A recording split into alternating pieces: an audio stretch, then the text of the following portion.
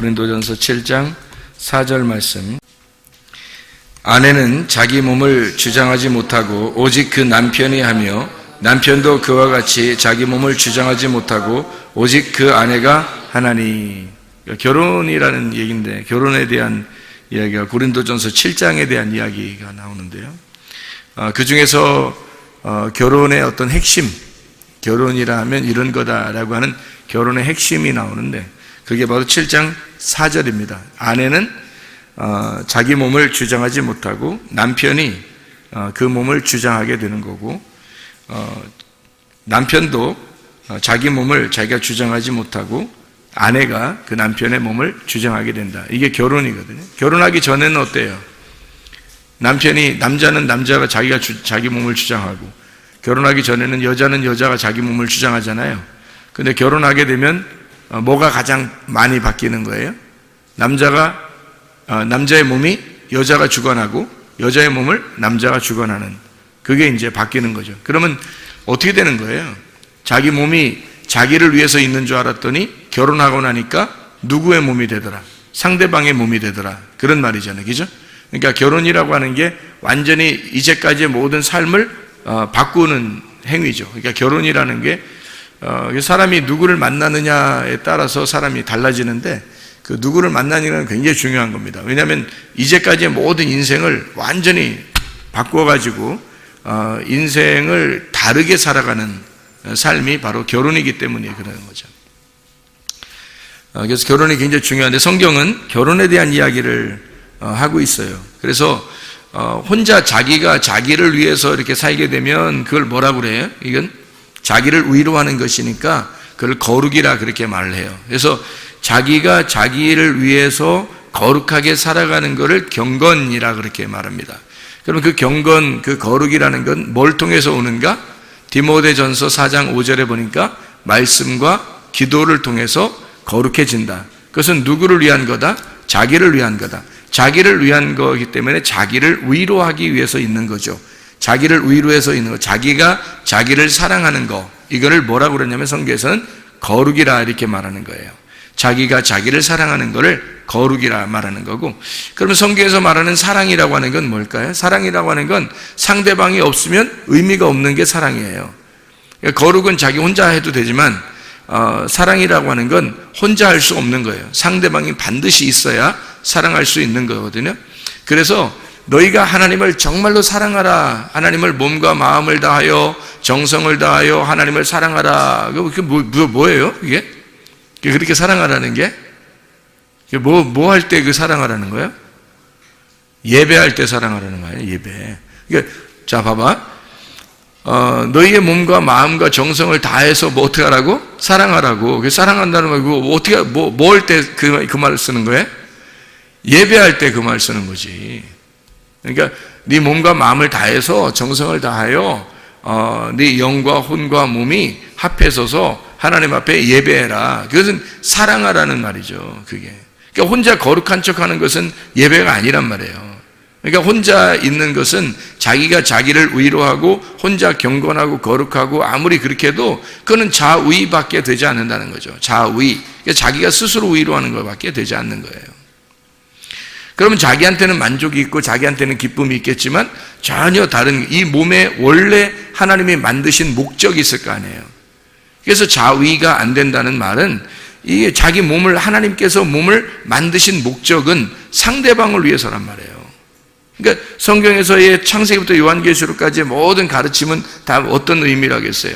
부부에 대한 이야기잖아요. 그죠? 그러니까 창세기에 천지 창조를 하고 난 다음에 남자와 여자를 만드신 이유가 둘이 부부가 되기 위해서예요. 그리고 요한계시록에서는 결국에 새 예루살렘이라는 신부가 신랑 대신 예수님을 만나는 장면을 이야기하려고 성경을 쓴 것이니까 결혼이라는 것만큼 거룩한 것은 없는 거죠. 결혼이라는 것만큼 사랑이라는 건 없는 거예요. 성경에서. 그래서 하나님의 속성을 두 가지로 표현한다면 거룩과 사랑이다. 그 이 두 가지 속성을 가장 잘 나타낼 수 있는 게 바로 뭐냐면 스스로 자기를 거룩하게 하느냐, 아니면 남을 위해서 살아가는 사랑이냐, 이거죠. 그러니까 스스로 자기가 위로하는 자위, 이건 안 된다는 얘기고, 사랑, 다른 사람을 위해서 존재하는 나, 이런 사랑은 필요한 거라는 거죠. 그러니까 사랑을 위해서 내 자신을 거룩하게 준비하는 거거든요. 자, 성경에서 음녀는 예수님의 신부가 될 수 있어요, 없어요? 없죠. 음녀는 예수님의 신부가 될 수가 없어요. 그러니까 거룩한 신부만 예수님의 신부가 될 수가 있거든요. 거룩한 준비를 하는 이유는 뭐예요? 신랑 되신 예수님을 만나기 위해서라는 거죠. 그럼 만나면 어떻게 돼요? 만나면 서로가 자기 게 아니라는 거죠. 자기의 거룩은 자기 게 아니라는 거예요. 그죠? 상대방 거라는 거야. 그럼 그분의 거룩함도 누구 거라는 거예요? 나를 위해서라는 거죠. 그럼 나의 거룩함은 주님을 위해서, 주님의 거룩함은 나를 위해서라는 거죠. 그럼 이걸 뭐라고 그러면 예배라 그렇게 말하는 거란 말이에요. 제가 말하는 것은, 그러니까 이걸 사랑이라 그렇게 말해요. 그러니까 서로 사랑한다라고 하는 이 말이 예배라는 거죠. 그러니까 예배라고 하는 건 서로 교통하는 것이고 서로 사랑하는 것이다. 서로 만나는 거다. 성경에서는 예수님을 아는 것이 영생이라고 그랬잖아요. 그럼 그 아는 것이 뭐라고요? 히브리 말로 야다라고 그랬죠. 그 야다라고 하는 건 어떤 의미를 가지고 있다고요? 야다 하면 아들을 낳아요. 그 야다라고 하는 게 동침이란 말입니다. 그 동침에서 알게 되면, 서로 하나가 되면, 서로가 자기가 자기를 주장하지 아니하고 자기 것을 상대방에게 줌으로써 그 상대방이 자기를 점령함으로써 그래서 갖는 야다죠. 그 야다를 하게 되면 하나님의 아들이라는 예수를 낳게 된단 말이에요. 그게 성경의 그 거룩함이에요. 그래서 성경에서 가장 거룩한 것은 결혼이에요. 부부라고 하는 게 가장 거룩한 거죠. 그래서 부부라고 하는 이 결혼이 가장 거룩한, 그 거룩한 아들을 낳는 것을 성경의 목적이라고 그러는 거죠. 성경의 목적. 그러니까 여러분과 제가 하나님의 아들이 되는 거, 하나님의 아들이 되는 것을 그렇게 만들어 나가려고 하는, 그게 하나님의 창조예요. 우리를 창조하신 목적, 그것은 우리를 하나님의 아들 삼아서 하나님의 아들로 만들어 나가는 거란 말이죠. 자, 뭐예요? 그러니까 그리스도와 교회가 서로 만나서 하나님의 아들이 만들어지는 거죠. 그리스도의 교회가 하나님의 그 그리스도의 몸이에요. 그러면 그리스도의 교회하고 신랑 되신 예수님하고 만나면 어떻게 돼요? 우리가 그 안에서 태어나는 거죠. 우리가 하나님의 아들로, 그 거룩한 하나님의 아들로 태어난단 말이에요. 그 신부라는 교회에서. 이해가 되겠어요? 그 신부인 교회가 어머니가 되는 거죠. 그래서 하나님의 아들이 태어나는 거니까. 그러니까 여러분과 저는 교회라고 하는 어머니를 통해서 그 어머니의 자궁에서 나온 하나님의 아들이 되는 거라는 거죠. 그러니까 교회가 얼마나 중요한 것이냐 하는 얘기입니다. 성경에서 그리스도와 교회를 빼놓고서는 성경이 이루어지질 못하죠. 신랑과 신부를 빼놓고서는 성경이 이루어지지 못하는 겁니다. 이게 무슨 음란한 이야기나 뭐 저속한 이야기가 아니에요. 이게 굉장히 거룩한 이야기입니다. 하나님 안에서 이것만큼 거룩한 이야기가 어디 있어요?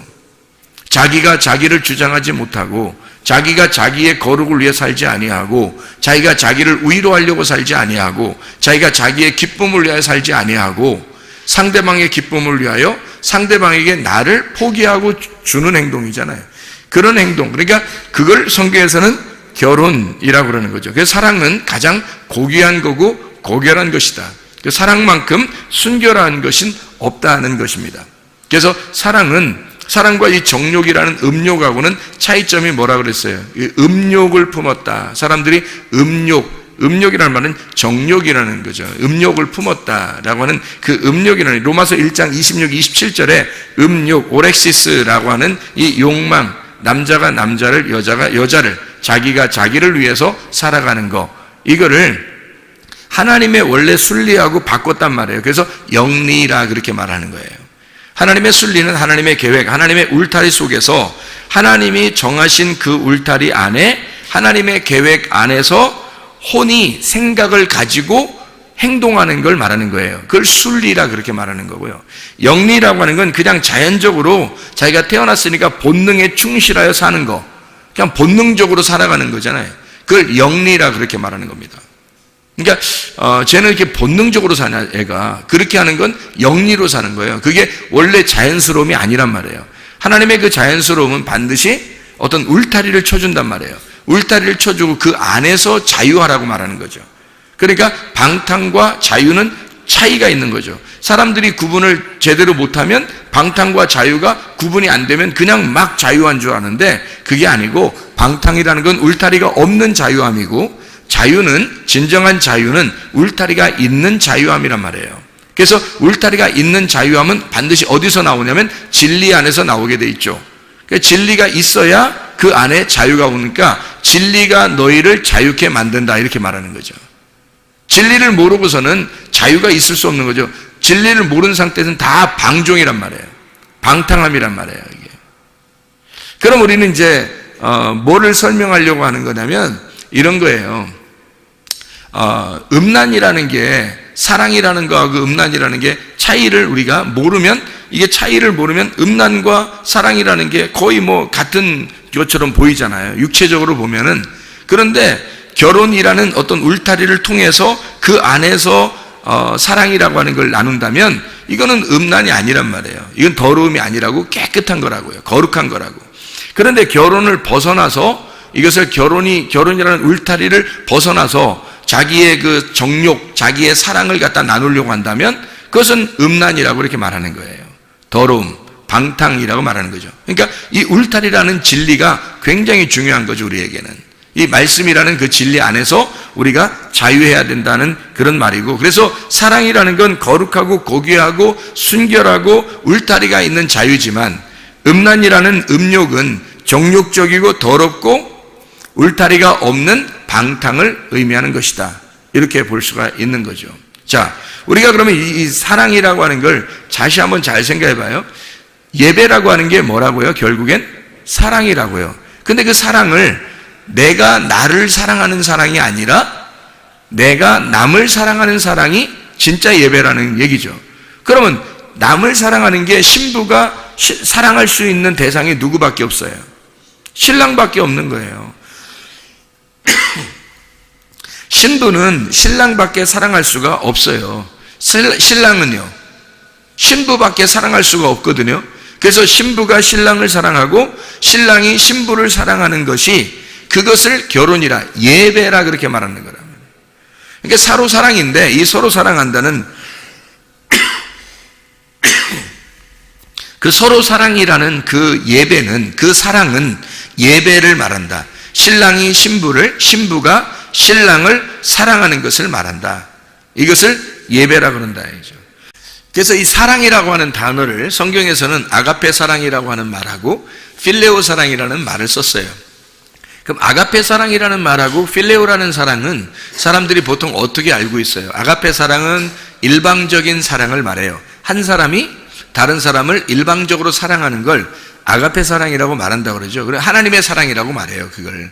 그냥 혼자 있어도 사랑하는 그 사랑, 그냥 절대적인 사랑, 그게 이제 아가페 사랑이라고 그러는 거죠. 그럼 필레오 사랑은 어떤 사랑을 의미한다고 그래요? 서로 사랑을 의미한다고 그러죠. 그러면 이쪽에 사랑한다면 반드시 그 사랑을 받는 사랑, 사랑을 받으면 반드시 사랑을 해주는 사랑, 그래서 사랑을 받고 사랑을 해주는 그 사랑을 필레오 사랑이라 그렇게 말해요. 그러면 아가페 사랑과 필레오 사랑에서 어떤 게 더 사실은 완성적인 것이냐 하면, 아가페 사랑이 필레오가 되면 더 완전한 사랑이 되죠. 완성된 사랑이 되는 거죠.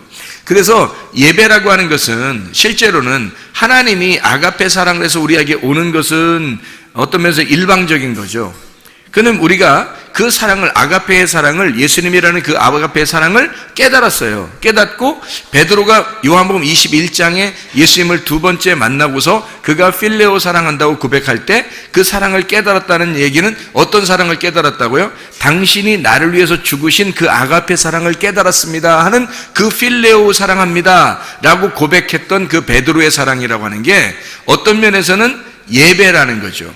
그게 예배. 그러니까 예수님께서 나를 위해서 죽으신 그 사랑을 내가 깨닫고 내가 당신을 이제 드디어 사랑하게 되었습니다 라는 그 사랑은 이제 일방적인 사랑이 아니라 당신과 나의 사랑인데, 나는 당신을 위해서 사랑하게 돼 있고 당신은 나를 위해서 사랑한다는, 당신은 나를 위해 사랑했고 나는 당신을 위해서 사랑하겠습니다 라고 하는 고백이 필레오 사랑이겠죠. 그럼 그 말이 예배라는 얘기입니다. 서로의 사랑이고 서로를 위해서 내 몸은 당신을 위한 것이고 당신의 몸은 나를 위한 것입니다 라고 하는 그 결혼의 관계, 신랑과 신부의 그 관계를 설명해 주고 있는 거죠. 그게 바로 뭐냐면 예배라고 하는 겁니다. 그 야다, 기노스코라고 하는 그 안다라고 하는 것은 실제로 몸과 마음으로 깨달아 아는 것을 의미하는 것이니까 이것은 스스로 위로하는 자위가 아니라 진짜 사랑이라는 거죠. 하나님과 우리와의 진정한 사랑, 그 필레오의 사랑, 예배가 성립된 서로의 사랑, 서로 통한 사랑, 통했느냐 할 때 그 서로 통하는 사랑, 그 서로 관계가 있는 서로 통하는 사랑을 말하는 것입니다. 그래서 룻이라고 하는 사람이 친구라 그랬죠. 친구, 룻이라는 여자의 이름이 친구라 그래요. 그러면 룻이라는 사람과 보아스의 만남은 어떤 관계의 만남이라고요? 친구의 만남의 관계라고요.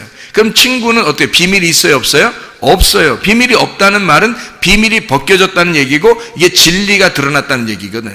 진리라고 하는 건 비밀이 사라졌다는 게 진리예요. 진리는 뭔가 감추어져 있는 것이 더 이상 감추어지지 않았다라는 게 진리라는 말이거든요. 그러면 반대로 거짓은요, 감추어져 있다, 아직도 깨닫지 못했다, 아직 모르겠다, 내가 저 사람을 모르겠다라면 거짓이란 말이에요. 그러니까 거짓은 뭔가 감추어져 있는 걸 거짓이라 그러고, 진리라고 하는 것은 뭔가 드러난 것을 진리라 그렇게 말하는 거거든요. 자, 친구는 거짓이라는 비밀이 없어요. 이렇게 감추어진 게 없는 걸 친구라 그런다고. 요한복음 15장 13절부터 17절까지 말씀하는 거죠. 예수님이 우리를 갖다가 뭐라고 했다고? 친구라 그렇게 말했다고. 너희에게는 종이라 하지 않으니까 너와 나는 비밀이 없다 이렇게 말해요. 그러니까 비밀스러운 게 없으면 진리 가운데 있는 거고, 진리는 우리를 자유하게 하는 거고, 그 진리라는 울타리를 통해서 그 안에서 마음껏 사랑하자라고 하는 게 주님과 우리와의 사랑이고, 그게 예배라는 것입니다. 예배가 그만큼 소중한 거고, 그만큼 아름다운 거고, 그만큼 사랑스러운 거예요. 그러니까 예배라고 하는 걸 모르면 사랑을 나누는 예배가 안 되고, 그냥 억지로 막 힘들지만 내가 와서 참여해서 예배를 드려야 하는 그런 율법적인 예배가 되겠죠. 그 말은 서로 사랑이 안 되는 거죠. 아직 통하지 않은 겁니다. 아직 예수님의 그 마음과 통하지 않은 거예요. 하나님의 마음을 모르고 그냥 일방적으로 예배를 드리는 거죠. 자기가 그냥 옳다고 생각하는 거, 자기는 그냥 이것이 옳다라고 생각해서 이렇게 하면 되겠지라고 생각하는 자기의 정답이 있는 거예요. 마태복음 5장에 보면 그런 말씀이 있죠. 5장 29절 30절의 말씀에 보면 오른 눈을 빼고 또 오른손을 찍어내버려라 그런 말이 있어요. 그리고 천국에 들어가는 게 더 낫다 그런 말이 있거든요. 그 옳은이라는 게 뭐예요? 옳은이라는 게 옳다는 말이거든요. 옳다는 말. 네가 옳다고 생각하는 거, 너의 율법, 너의 말씀, 네가 생각하는 진리, 네가 생각하는 거, 하나님이 생각하는 게 아니라 네가 생각하는 진리, 네가 생각하는 옳다는 율법, 네가 생각하는 계명, 네가 생각하는 거, 옳다고 생각하는 그거를 찍어내버려라는 거죠. 그걸 찍어내버리면 실제로 옳은 눈으로 오시는, 옳게 오시는, 옳은 손으로 오시는, 옳은 눈으로 오시는 그 주님이 너의 것이 될 것이라는 거죠. 나의 옳은 것을, 내가 옳다고 생각하는 옳은 눈과 옳은 손을 빼버리고 찍어내버리면, 그러면 주님께서 나의 옳은 눈이 되시고 주님께서 나의 옳은 손이 되셔서 내가 잃어버린 그 자리를 주님이 채우신다는 거죠. 그게 진리입니다. 그러니까 내가 가지고 있는 것들을 뽑아버리는 거, 내가 가지고 있는 진리의 눈, 이거를 뽑아버려. 내가 생각하는 그 진리의 손을 찍어버려. 그러면 주님께서 원하시는 주님이라는 진리의 눈, 주님이라는 진리의 손이 나를 그 진리의 눈과 진리의 손을, 옳은 눈과 옳은 손을 갖게 된다는 거죠. 그러면 이게 어떤 얘기할 때 이게 나온 거예요? 이게 어떤 얘기할 때? 마태복음 5장 29절 30절 말씀에 뭔 얘기하다가 이런 얘기했어요? 간음한 거 하지 말라고 할 때 이런 얘기하거든요. 간음하지 말라 할 때 이 얘기하는 거예요. 간음하는 거에 대해서 얘기하다가, 그럼 간음하다는 것은 마태복음 5장 21절에는 뭐라고 그래요? 살인하지 말라 그렇게 말하죠. 마태복음 5장 27절에는 간음하지 말라 그러거든요. 성경에서 가장 대표적인 율법, 가장 대표적으로 우리에게 가장 대표적으로 하지 말라는 게 뭐냐면 살인하지 말라는 말하고 간음하지 말라는 얘기거든요. 그러면 살인하지 말라, 간음하지 말라, 이게 왜 그럼 그 두 가지가 이렇게 같이 써 있죠? 그게 우상숭배이기 때문에 그런 거예요. 예배가 잘못되면 우상숭배가 되잖아요. 그렇죠? 예배가 잘 되면 하나님 앞에 예배 드리는 것이 되는데 예배가 잘못되면 다 우상숭배가 돼버리죠. 그러니까 우상숭배하지 말라는 그 말이에요, 이게. 그러니까 살인하지 말라, 우상숭배하지 마라, 간음하지 마라, 우상숭배하지 말라는 얘기예요. 그러니까 이게 결국에는 하나님이라는 그 진짜 남편을 버리고 다른 남편 따라가지 말라는 얘기예요. 그러니까 하나님 앞에 다른 남편 따라가, 하나님 앞에서 네가 다른 남편 따라가면 간음이죠. 다른 남편을 위해서 섬기게 되면 우상 숭배가 되죠. 제사가 되죠. 그게 살인이라는 거죠. 하나님은 어떤 동물을 잡아들이라고 하나님이 원하시는 게 아니잖아요. 예수 그리스도라는 자기가 아들을 갖다가 우리를 위해서 아들을 선물로 주신 그 선물을 가져오라는 거 아니에요. 그 아들, 자기가 우리에게 주신 그 아들을 가져오라는 거거든요. 그걸 예배라 그러는 거예요. 그런데 사람들은 동물을 하나 잡아서 드리면 그게 예배인 줄 알았다고, 사람들이. 구약에서는. 그래, 그걸 뭐라고 그러면 연기를 피운다, 제사 드린다, 희생제사한다. 이게 뭐냐면 살인이라는 단어거든요. 그 살인이라고 하는 게 희생제사란 말이에요. 간음이라고 하는 건 다른 남편 따라가는 거고요. 그래서 하나님인 줄 알고 다른 남편을 갖다 열심히 섬겨, 이게 바알 숭배예요. 하나님인 줄 알고 열심히 섬겼는데 그게 자기들은 열심히 섬긴다고 했는데 그게 알고 보니까 바알 숭배가 되어버리는 거죠. 바알을 따라가. 바알이라는 단어가 뭐냐면 남편이라는 단어거든요. 그러면 하나님이 바알 숭배한 사람들 왜 자꾸 이렇게 책망하고 저주하고 그들을 갖다가 이렇게 심판하고 그러죠? 바알이라는 그들은 자기들이 그게 남편인 줄 알고 그게 하나님인 줄 알고 그렇게 섬긴 거거든요. 그게. 그런데 하나님은 그 바알이라는 것을 갖다가 섬기지 말라는 거예요. 책망하고. 왜 그렇게 말하냐면 바알이라고 하는 게 남편은 남편인데 다른 남편인 거죠. 하나님이라고 하는 남편은 원래 보이질 않아요. 근데 사람들이 보이지 않으니까 보이는 남편을 따라가는 거라고. 보이는 남편을 따라가서 그 바알이라는 것을 남편인 줄 알고 하나님인 줄 알고 따라가 섬긴 거예요. 그걸 하나님께서는 뭐라고 그러냐면 그걸 살인한 것이다. 너희들이 예배드린 것은 다 살인한 것이다. 그것이 간음이다. 그것은 우상숭배에 해당하는 것이다. 진정한 예배를 드린 게 아니고 영적인 예배를 드린 게 아니다. 영과 진리로 예배를 드려야 하나님 받아주시는데 이런 잘못된 살인 그리고 잘못된 간음을 통해서 하나님 앞에 우상숭배로 예배를 드린 것이다. 예배가 성립되지 않았다는 얘기입니다. 자, 어떤 게 그럼 예배라는 거예요? 하나님이 원하시는, 하나님이 기뻐하시는 예배라는 건 뭘 예배라고 그러는 거예요, 그럼? 자, 살인하지 말라, 간음하지 말라가 이게 예배를 제대로 드려라는 얘기고 우상숭배하지 말라는 얘기인데, 그러면 이거 진짜 예배는 어떤 거냐고, 그럼? 진짜 예배는요? 진짜 예배는 어떤 거예요? 룻이 보아스를 만나서 사랑하는 걸 진짜 예배라 그러는 거라고요. 그러니까 제대로 룻이 보아스를 알고 보아스가 룻을 아는 거, 서로 야다하는 거예요. 예수님이 나를 알고 내가 예수님 아는 거, 그 진리 가운데 그분을 알게 된 거, 그거를 예배라 그렇게 말하는 거라고요. 그러니까 그걸 모르는 거는 열심히 우리가 희생제사하고 간음하고 이렇게 바알 숭배하고 하나님이라고 믿고 이렇게 다 하는데 그게 다 우상숭배라는 거죠. 잘못된 예배를 드린다는 거예요. 진정한 예배는 뭐냐면 하나님을 아는 거예요. 룻이 보아스를 아는 거, 보아스가 룻을 아는 거. 둘이 한 밭에서, 같은 밭에서 만나서 서로 사랑을 나누는, 서로 알게 된 것, 그것을 예배라 이렇게 말하는 거죠.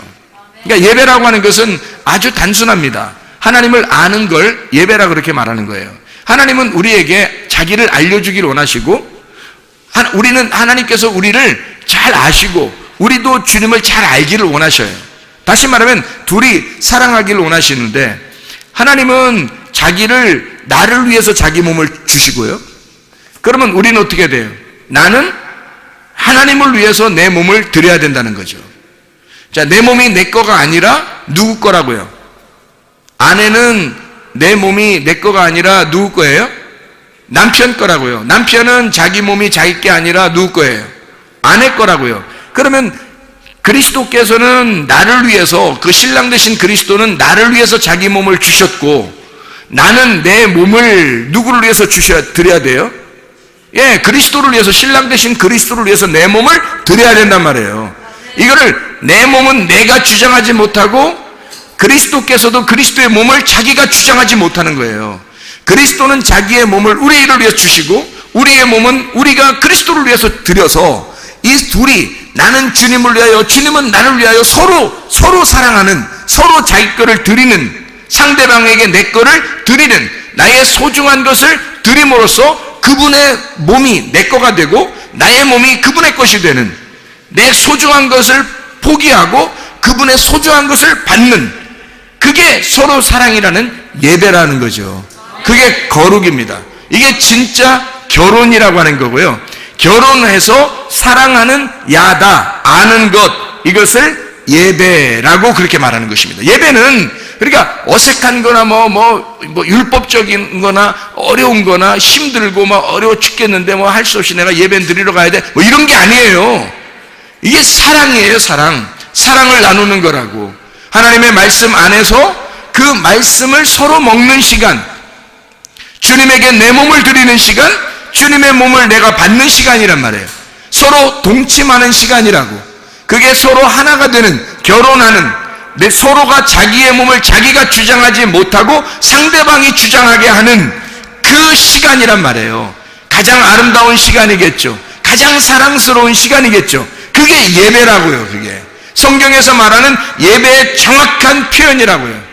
제가 알기로는 이게 성경에서의 예배의 가장 정확한 표현인 것 같아요. 고린도전서 7장 3절부터 9절까지의 말씀입니다. 그래서 얘기해요.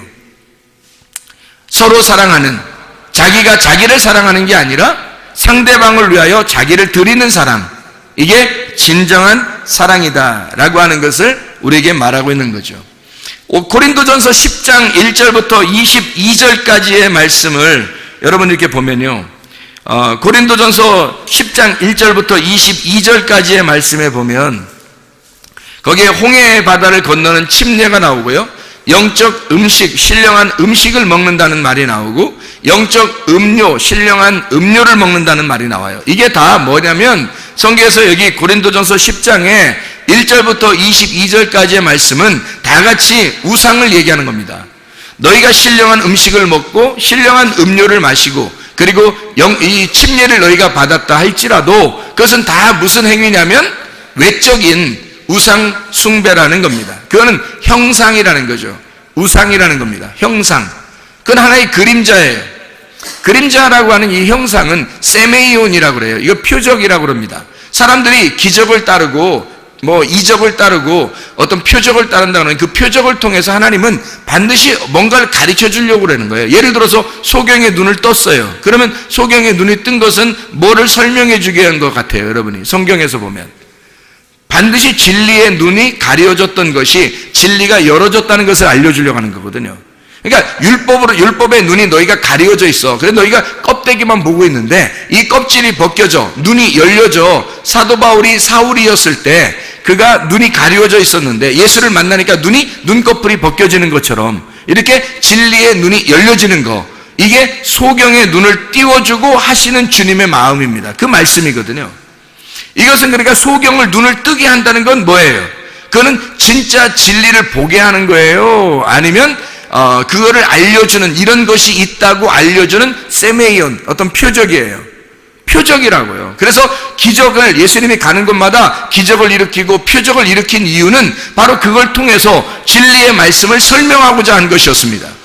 그런데 사람들은 그 표적을 따라요. 그 세메이온을 따라간다고요. 그게 바로 뭐냐면 손가락과 같은 거거든요. 세메이온이라는 건 손가락과 같은 거예요. 꽃을 이렇게 지시할 때, 이게 지적할 때 내가 손가락으로 이게 꽃을 이렇게 지적하잖아요. 그러면 이 손가락을 사람들이 쳐다보면 되겠어요? 손가락이 지시하는 꽃을 쳐다봐야 되겠죠. 꽃을 쳐다봐야 되는데 손가락을 보고 있다고 사람들이. 자, 태양이 있는 것은 손가락과 같은 거거든요. 태양이 있는 것은 빛이 있다는 걸 알려주려고 그러는데 태양만 사람들이 아주 좋아한단 말이에요. 그러면 태양 숭배가 되는 거예요. 그러니까 손가락으로 꽃을 가리켰는데 꽃을 쳐다봐야 되는데 이 손가락을 바라보면 손가락 우상이 되는 거란 말이에요, 이게. 여러분, 여기에 목사를 세워놨어요. 목사를 바라보고서 구원받는 게 아니거든요. 목사를 통해서 누굴 쳐다보라는 거예요. 이 손가락이라는 목사를 통해서 누구를 바라보라고요. 실체이신 예수님을 만나라고 그러는 거거든요. 예수님을 쳐다보라고 중간에 손가락을 둔 거예요. 손가락으로 가리키는 거거든. 그게 손가락 같은 게 그림자 세메이온이에요. 저도 여러분 앞에 서 있는 표적이라고요, 이게. 그러니까 표적을 따라가거나 표적을 믿거나 하는 게 아니라고요. 표적을 통해서 반드시 실체를 만나야 된다고요. 태양을 통해서 빛을 만나야 되는 것처럼 세메이온이라고 하는 이 그림자, 다시 말하면 광야에서 사람들이 신령한 음료를 마셨어요. 침례를 받았어요. 홍해바다를 건넜어요. 그리고 막 40년 동안이나 계속 내려오는 만나를 먹었어요. 그리고 신령한 음료를 또 막 마셨어요. 그렇게 하면서도 그들은 광야에서 다 죽었어요. 왜? 성경에서는 고린도전서 10장의 1절부터 4절에 계속 1절부터 22절까지 설명해서 왜 그런 이야기를 하나요? 이 표적을 통해서 그들이 표적을 맛보았지만 그러나 광야에서 다 죽었다. 너희들에게 이것이 본보기가 되어서 우리에게 와 있다는 거예요. 그래서 이 본보기에 대한 이야기를 하면서 나중에 뭐라고 얘기하냐면 고린도전서 10장 1절부터 22절까지 쭉 이렇게 설명하면서요, 뭘 설명하냐면 너희가 우상을 따랐다는 거예요. 그게 형상을 따라갔다는 거예요. 세메이온을 따라갔다는 거예요. 그림자를 따라갔다는 거예요. 그 표식을 따라갔다는 거예요. 그렇게 하는 것 자체가 주의 만찬도 마찬가지라는 겁니다. 주의 만찬도 떡과 포도주를 먹으면서 이게 무슨 예수님의 살이요 예수님의 피다 그러면서 그걸 갖다 먹고 마시면서 그렇게 먹고 마셨으니까 나는 주님과 함께 있겠지라고 하는 그렇게 생각하는 사람들도 있다는 거죠. 그게 아니라는 겁니다. 다시 말하면 그것도 역시 손가락에 불과하다. 그것도 태양에 불과하다. 그거 역시도 우상에 불과하다는 겁니다. 자, 생각해 보세요. 빛이신 그리스도를, 그 실체를 알아야, 그 실체를 만나야 그 목적을 가지고 성경을 써놨는데 이 성경책이 거룩한 줄 알고 성경책만 바라보고 살면 되겠느냐 이거죠. 안 됩니다. 성경책이 우리에게 있는 것은 무엇을 가리켜서 그 가리키는 손가락을 보고 살게 하는 것이 아니라 이걸 통해서 실제로 이 안내문, 여기 있는 제품 설명서죠. 이게 이 성경책이 제품 설명서와 같은 거예요. 근데 그 제품을 갖다 사용해야지 설명서만 쳐다보고 살면 되겠습니까? 말이 안 되죠. 이게 설명서라고요. 하나님을 만나서 어떻게 살아야 되는지에 대한 설명서란 말이에요. 그러니까 하나님 만나는 게 훨씬 더 중요한 거죠. 그게 실체지. 우리는 어떤 우상을 숭배하는 그런 예배를 드리는 사람들이 얼마나 많은가. 실제로 주님 만나는 것이 아니라 주님과 사랑을 나눠야 되는데 주님과 사랑을 나누려고 하는 게 아니라 뭔가 이상하다 이 말이에요. 뭔가 다른 걸 자꾸 표적을 따르고 기적을 따르고 손가락만 쳐다보고 앉아있다는 거죠. 그게 이상하다는 거죠. 진짜를 못 만났다는 거죠. 자, 생각해 보세요. 하나님이 어떤 형상을 가지고 있어요? 안 가지고 있어요? 안 가지고 있어요. 하나님은 형상이 없단 말이에요. 하나님은 영이고 진리이기 때문에 형상이 없어요. 하나님이 모양이 없으니까, 그런 형상이 없으니까 누가 내려왔어요? 하나님이라는 분을 있다고 알려주려고 누가 내려왔어요? 예수님이 내려왔다고요. 예수님이 내려왔는데 예수님은 누구의 형상이에요? 하나님의 형상이라고. 하나님의 형상이 예수님이라고요. 그러니까 이 형상은 때려 부셔야 돼, 안 부셔야 돼? 때려 부셔야 되죠. 그래서 예수님이 십자가 못 박혀 죽는 거예요. 자기 형상은 깨져야 되니까. 형상은 깨지고 누구를 설명하는 거예요? 하나님이라는 영, 보이지 않는 하나님이라는 영을 설명하는 거예요. 그리스도가 이 땅에 오신 것은 하나님 아버지를 설명하려고 오신 형상이란 말입니다. 우리는 그리스도가 부활하셨죠. 근데 그 부활하신 그리스도의 형상이 누구냐면 우리란 말이에요. 그러니까 우리를 통해서 누가 드러나야 되겠어요? 그리스도가 드러나야 되는 거죠. 우리는 그리스도의 형상이니까 그리스도를 나타내려고 나를 통해서, 나라는 우상을 통해서 그리스도라는 실제를 만나게 하려고 나라는 우상을 세우는 거죠. 우리라는 형상을, 그림자를 세우는 것은 진짜 그리스도를 만나게 하기 위한 겁니다. 그렇죠? 그러면 그리스도를 만나는 실체를 만나도록 하셔야지 자기를 갖다가 만나게 하면 안 되는 거죠. 그러니까 나는 나를 자랑해서는 안 된다는 겁니다. 그죠? 그러니까 나라고 하는 건 누구를 위해 존재한다? 그리스도를 위해서 존재한다. 그리스도는 누구를 존재한다? 하나님을 위해서 존재한다. 그리스도가 하나님을 위해서 존재하기 때문에 빌립보서 2장 5절부터 11절까지 말씀에 자기를 십자가에 죽기까지 복종하셨다 그러는 거예요. 왜냐하면 그분이 십자가 못 박혀 죽어야 하나님 아버지가 영광을 받고 드러나기 때문에 그렇습니다. 그 실체가 나타나기 때문에. 왜냐하면 그분이 육체라고 하는 인간의 몸으로 오셔가지고 그분이 죽으셔서 부활하신 하나님이 되셔야 진짜 하나님을 알 수 있거든 우리가. 그래서 그리스도가 하나님을 소개하려고 이 땅에 오셔서 자기가 그리스도를 소개하고 하나님을 소개하고 마지막으로 자기가 십자가 못 박혀 죽으면서 다 완성했다고 말하는 겁니다. 그럼 우리들도 그리스도를 나타내려면 어떻게 해야 돼요? 자기 십자가를 지고 자기를 부인하고 따라가 내가 십자가를 지고 죽을 때 그때 완성된다는 거죠. 그래야 그리스도가 나타난다는 것입니다. 그러지 않고서는 그리스도가 안 나타나는 거예요. 그리스도가 내가 하나가 되려면 내가 죽어야 그리스도와 하나가 되는 거죠. 그리스도가 하나님하고 하나가 되려면 그리스도가 죽어야 하나님하고 하나가 돼서 하나님으로 나타난단 말이에요. 이해가 되시죠? 그러니까 하나님을 나타내기 위해서 그리스도를 나타내기 위해서 내가 존재하는 거라는 거예요. 이게 다 모두 다 우상인 거죠. 자, 이스라엘 백성이 애굽에서 탈출해가지고 홍해바다를 건넌 것도 형상이죠. 그림자죠. 만나를 먹은 것도 그림자입니다. 형상이에요. 음료를 마신 것도 신령한 반석으로부터 나온 그 음료를 마신 것도 다 형상이에요. 그림자예요. 신령한 반석은 그리스도라는 거죠. 반석이 중요한 게 아니라, 그래서 반석을 섬기는 게 아니라 그리스도를 만나야 된단 말이에요. 실체이신 그리스도를 만나는 것이 목적이라는 거죠. 하나님은 우리에게 영으로 진리 안에서 예배하고 함께 만나서 서로 사랑하자. 이것이 안 되면 너희는 우상 숭배하는 것이다. 우상 숭배는 살인하는 거야. 그게 다른 신을 섬기는, 다른 남편을 만난 간음하는 자이다. 이렇게 말하는 거죠. 그래서 우상 숭배는 살인이고 간음하다. 그래서 고린도전서 10장 1절부터 22절까지 말씀에서는 우상 숭배하지 마라 그래요. 우상 숭배하지 마라. 그게 뭐 하지 말라는 말이에요? 살인하지 마라 그런 말이에요. 다시 말하면 뭐 하지 말라? 간음하지 말라는 말입니다. 시험하지 말라는 말이에요. 원망하지 말라는 말입니다. 그럼 어떻게 해야 돼? 하나님의 성령 안에서 그리스도의 몸이 되어 교회로 하나가 되어야 된다. 이렇게 고린도전서 10장에는 설명해 주고 있단 말입니다. 교회 안에서, 그리스도 안에서 우리가 그리스도의 몸이 되어 교회로 하나가 될 때 이걸 깨닫게 된다는 거예요. 그렇지 않으면 절대 깨닫지 못해요. 자기는 자기가 자기를 사랑해서 자기가 자기를 위해서 살게 되면 절대 상대방을 이해할 수가 없습니다. 그리스도가 그리스도를 위해서 스스로만 살게 되면 우리는 절대 그리스도를 이해할 수가 없어요. 그리스도가 나를 위해서 죽으셨기 때문에 우리가 비로소 그리스도를 통해서 하나님을 알게 된 거죠. 여러분, 마찬가지예요. 그리스도께서는 우리에게 아내의 몸은 남편이 주장하고 남편의 몸은 아내가 주장하는 것이다. 그게 고린도전서 7장 4절의 말씀이에요.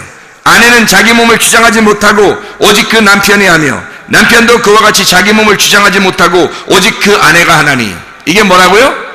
사랑이라고요. 이게 서로 사랑이라고요. 이게 부부의 관계라고요. 이걸 결혼이라고 말하는 것입니다.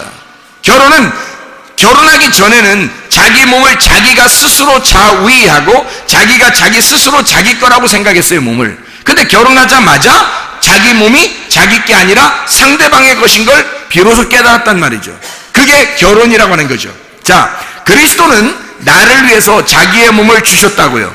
나하고 결혼하기 위해서 자기의 몸을 나에게 주셨다고요. 그러면 나는 내 몸을 그리스도를 위해서 드리는 거란 말이에요. 그는 네 몸과 마음과 정성과 뜻과 영을 다하여 혼을 다하여 네가 목숨을 다하여 하나님을 사랑하라 라는 말이죠. 그러면 네 모든 것을 다 드려서 예배하라 그런 말이잖아요. 진정으로 예배하려면 그렇게 하나님 앞에 자기가 몸을 다 드려서 하나님 앞에 예배하라. 하나님은 나에게 자기를 다 드려서, 나를 위해서 자기 몸을 다 드려서 예배했다고요. 그러면 나는 내 것을 다 하나님 앞에 드려서 예배하는 것이 당연한 것이 아닌가. 그게 결혼이 아닌가 이 말이에요. 진짜 하나님하고 그리스도와 결혼해야 우리가 신부가 된 거고, 그리스도의 신부가 돼야 하나님 나라에 가죠. 하나님 나라에 가야 하나님 나라가 된 것이고, 하나님 나라가 하나님의 말씀인 거거든요. 여러분, 천국에 가려고 우리가 교회 나왔는데 하나님 나라에 천국에 못 가면 안 되잖아요. 그럼 어떻게 할 때 천국 가요? 내가 그리스도의 몸이 됐을 때, 그게 천국 가는 사람, 백성이거든요. 그러면 어떻게 생각해 봐요? 내가 그리스도를 위하여 내 것을 다 드렸을 때, 그때 그리스도의 몸이 되는 것입니다. 그리스도가 나를 위해 자기 몸을 다 주셨기 때문에 그리스도는 내가 되신 거죠. 그리스도가 내가 되고 내가 그리스도가 될 때 그게 천국이라는 것입니다. 예배라고 하는 것은 서로 사랑이에요. 예배라는 것은 그리스도와 우리가 둘 다 사랑하는, 서로 사랑하는, 동침하고 야다하고 기노스코하는, 서로 몸과 마음으로 깨달아 아는 그 아주 사랑스럽고 아주 아름다운 시간을 예배라 그렇게 말하는 것입니다. 진정으로 예배 송구하는 주의 사람들이 다 되시기를 바랍니다. 우리 하나님 아버지 사랑과 은혜를 감사합니다. 아버지 말씀으로 충만케 도와 주시옵소서. 그리스도 예수 안에서 서로 사랑하고 주님과 우리가 서로 하나가 돼 진정으로 동침하여 그리스도 예수와 한 몸 된 그리스도 예수의 교회가 되어 그리스도 예수의 사람으로 살다가 주님 만나게 도와 주시옵소서. 예수 그리스도 존귀하신 이름 받들어 기도 올려옵나이다. 아멘.